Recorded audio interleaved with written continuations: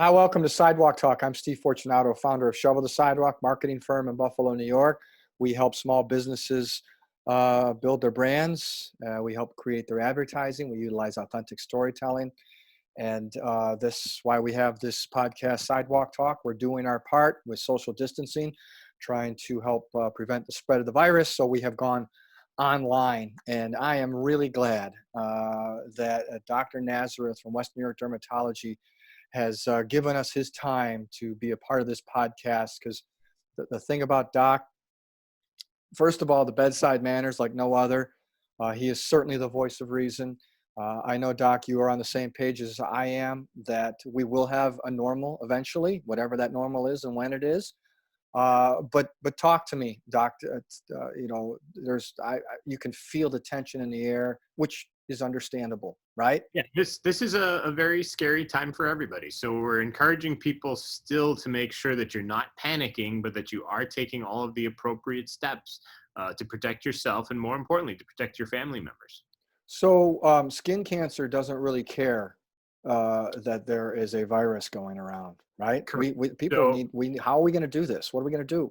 So what we're doing at West New York Dermatology is we still want to remain open for the more necessary dermatology care. So our patients with lesions of concern, rashes, and things like that, we are open. We still want to see you. Obviously, if you are sick or if you've recently traveled outside the area or decided to attend a gathering of large numbers, we're going to push that appointment back. Otherwise, we are still open and seeing those necessary appointments.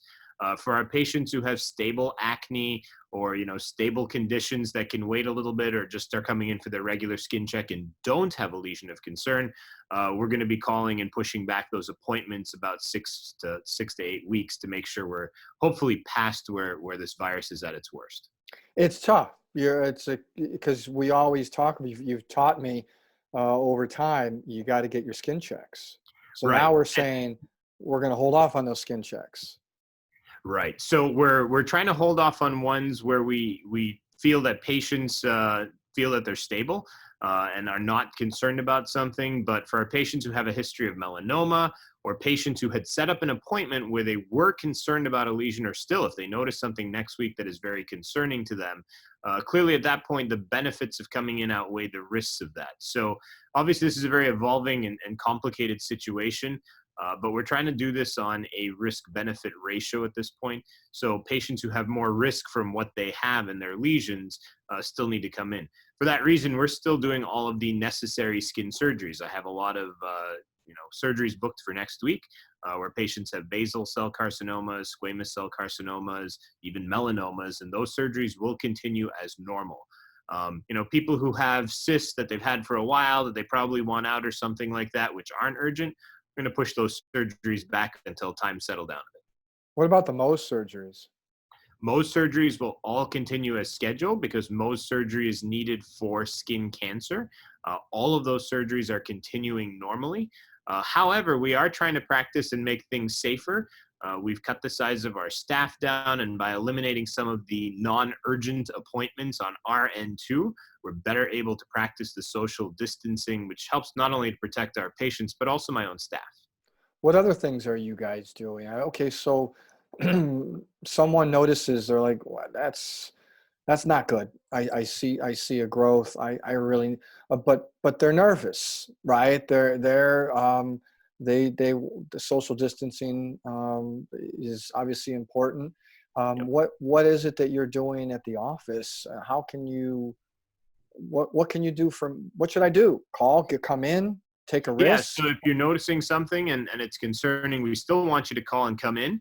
We've moved the chairs around in the waiting room to make sure that they're farther apart, to make sure that patients, first of all, aren't in the waiting room as long. We're trying to be very efficient with this. We're trying to keep the spacing good.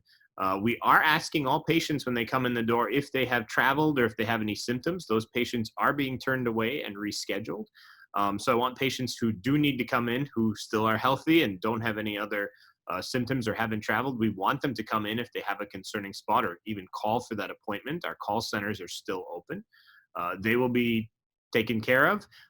And when you're here, I want patients to feel confident too. We are wiping down all of the door handles between every visit. The rooms are cleaned and disinfected. Employees are hand sanitizing all the time. And if a patient comes here and actually feels that they have any concerns, we're always happy to address those regarding our measures that we're taking to make sure that our office remains safe. So, I mean, obviously, you're a very intelligent doctor. Uh, you're not an infectious disease expert, right? We're not going to go in that area. Um, are are are we? What's your number one advice for members in our community? I mean, there's the stress levels are high. I What think can I've how got can you help? I think there's two key things, and you're right. I'm not an infectious disease specialist or an epidemiologist, and that really leads to two good bits of advice. Number one, please listen to what your authorities are telling you. So there are a lot of those infectious disease doctors and epidemiologists and health officials out there who do have our best interests in mind. It is important that everyone takes that information seriously and gets their information from good sources. There's a lot of misinformation that I personally have even seen out on Facebook that people are posting. That needs to be ignored. And honestly, sometimes those things are funny and people laugh that off. That's dangerous at this time. People need to be getting good information. This is their health. This is the health of their family members. There's this misnomer out there among some young people that they don't really care because it doesn't affect them. I'm sure a lot of people saw those videos that were posted yesterday of the spring breakers in Florida. That really needs to stop. Those people should not be encouraged. They are posing a threat to all of us, not just because, maybe fine, they're young people and are not going to get that sick from this. But I guarantee you, each one of those people has a mother they care about, has a grandmother they care about, has someone that they know who's on immunosuppressant drugs. And it's really important that we take care of all those people. So, number one, pay attention to what the authorities are saying. And number two, do your part. If you don't need to go out and you can stay at home and not interact with other people at a close range, please do so. Please follow those recommendations for social distancing. Try, when you do need to go out, if you do need to go to Wegmans or get groceries, try and buy enough stuff. Don't hoard, but buy enough stuff to minimize the number of trips. If you're the type of person that used to go grocery shopping 3 or 4 times a week, try and organize your shopping list so you only need to go once a week. Try and be as responsible as possible so that we don't necessarily end up in some of those doomsday scenarios that people are scared about where everything is locked down. I know that, Mayor de Blasio in New York City was talking about doing that. The governor was trying to back away from that. We don't want to be in those situations clearly where authorities feel that they have to force it on people. If we're all responsible citizens who step up here, because each and every one of us makes a difference. It's not like you can rely on the other person to do this. If each of us steps up and does our part, we will get control of this faster than if we don't, and a whole lot less people are going to be affected by it. I think we're early into this, and a lot of people are already stir crazy. But have one of the piece of advice I've been giving people, besides having confidence in our ability to get back to norm, which I'm 100% sure is eventually going to happen, is to keep a schedule. A lot of people are like, if you, whatever, if you usually get up in the morning and work out, get up in the morning and work out, take your shower, put on your clothes. People walk around I think that it just all, it, you need some kind of, people like schedules, especially kids, right? Get your Yeah, kids on those schedules. it's important for everyone to try and maintain their schedule if you're working from home. Even if you're in the situation where things are not normal or things are slow for the time being, keep the normal. Get up at your same time, go about your routine. For kids, it's vital, particularly kids who can't understand this. I think it's important to be honest with kids, but we don't want to scare our children. My kids get up at the same time every day still. They have work that comes through on their portal from school now. So we're encouraging them to, my kids are doing their work as I speak actually at home. So we want them to maintain that sense of normal. You mentioned something earlier, which I wanted to allude to, though, that people are going stir crazy being at home. It is okay to go for a walk outside. Our weather is going to be a little bit colder and stuff this weekend, but the next couple of days, a little bit windy and rainy, but even just go in your backyard, go for a walk down the street. Now, don't do it in large groups. You still need to maintain social distancing. If you see your neighbor outside while you're walking, please be far away from them. You can still talk to them. But go outside, get some fresh air that's healthy. There's no reason people need to feel like they have to be shut indoors in their house. They can still go for a walk and stuff like that. But as long as you're maintaining that social distancing, that's good to be outside and get some fresh air. Go for a jog, go for a walk, do something that keeps your physical activity up. Obviously, I know that a lot of people are watching a lot of Netflix right now and home, but it's still important to sort of maintain your sanity, get some exercise, keep to your routine. Don't let yourself slip up and think you can stay up till 2 a.m. and then get up at noon.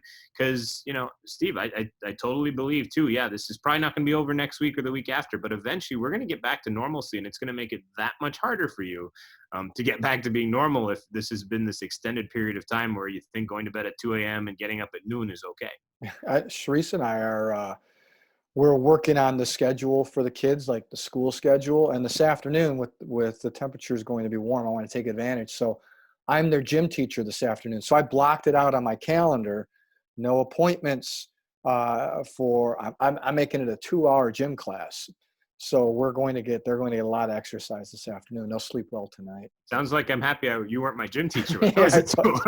told them, get ready. It's gonna be intense. It is. It is.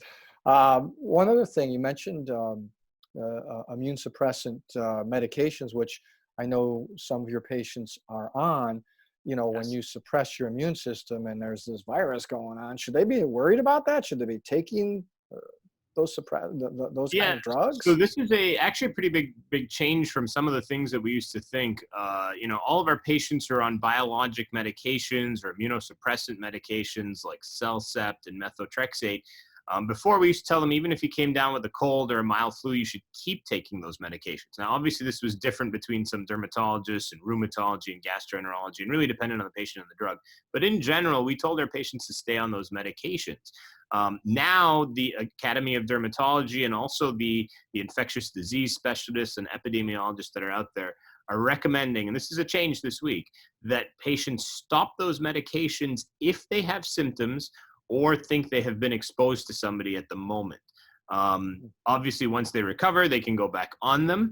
And it's not something we just want everybody stopping today. If you're healthy and you're staying home and you're doing your social distancing and you're not at risk, you should continue on those medications.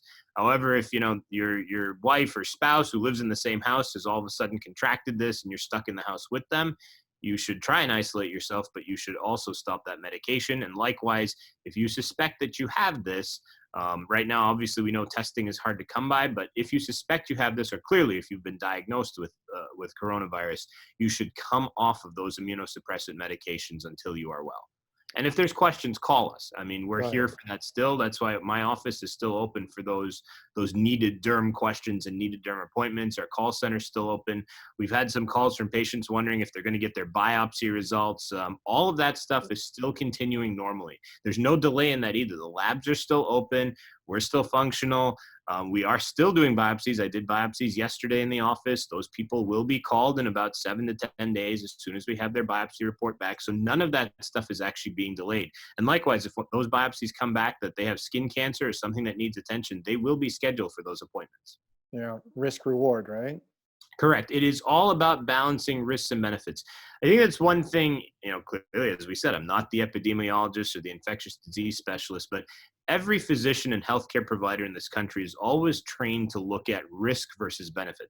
And that goes for appointments, but also when we prescribe medications. If the risk doesn't outweigh, if the benefit doesn't outweigh the risk, clearly we're not going to move forward with that. And this applies in this situation too. If there's less benefit to taking the risk of bringing a patient in, we're going to tell them hold off on that appointment, stay home, stay safe. But clearly, if you have a lesion or something of concern or a rash of concern, the benefit of coming in outweighs that risk. And clearly, we're doing everything we can to mitigate that risk as well by really keeping our office as disinfected as possible, maintaining that social distancing, and also turning away patients who've recently traveled or could be sick. All right, Doc. We'll wrap this up. I appreciate the time. You got to give me some kind of good news. You're the good news guy. Give us something. So there is definitely good news to this. I don't want people to be scared about doom and gloom. Americans are, I mean, obviously there's those people who didn't step up yesterday and are doing foolish things. Buffalonians, we're a city of good neighbors. And globally, you know, the United States is always a leader when it comes to a lot of things. We step up as Americans. This is no different. One of the headlines I read this morning is, you know, some of the auto companies are cutting back and stopping production, and they may actually start making ventilators. So we have survived the 1918 pandemic. We've survived world wars. We've gotten through worse things. I know we have divisive politics in our country, but just as a sign of that, you know, even our president and our governor, who are on opposite sides of most equations most of the time, are working together on this issue. So I think that this is a time that we all come together. In Buffalo, I think we're ahead of that curve. We've always been the city of good neighbors. We've been through snowstorms where we've stepped up before. This is no different. It's a different enemy. It's an invisible enemy, but we can step up and we can manage this, and we will get through this. And there's going to be another side. It's not as predictable. We don't know if we're through this in 2 months or 6 weeks or 3 months, but that other side will come, and we're going to be there, and everybody's going to be okay, and we're going to get through this together. And Buffalo is a city of good neighbors, and we're going to prove that over the coming few weeks. We're going to be tested a little bit here, but we're going to get through this. Dr. Michael Nazareth, Western New York Dermatology. Thanks for being the voice of reason. Appreciate you. Thanks, Steve.